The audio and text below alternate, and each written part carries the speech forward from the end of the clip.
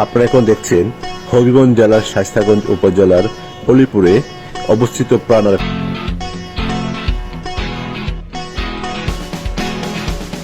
বাড়িতে কাজ করতাম।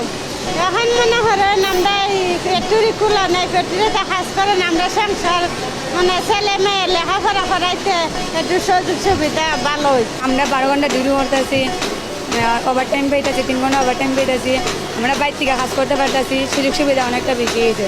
আশা করি আমাদের প্রোডাকশন আরও বেশি করে বাড়তে হবে। অন্যান্য বেকার ছেলেমেয়েরা সবাই কাজ করতে পারতেছে, যে কোনো সমস্যা হতেছে না। এই কোম্পানিটা হওয়ার কারণে অনেকেই ঘর বাড়িয়ে তুলতে পারছে। আমারও অনেক সাথে সাথে অনেকগুলো কর্ম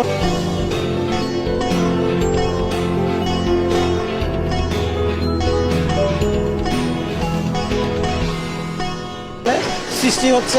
দুই পাশে একটা বিস্তৃত শিল্পাঞ্চল গড়ে আরএফএল গ্রুপে 25,000 জনবল এখানে আমরা কর্মসংস্থান করেছি।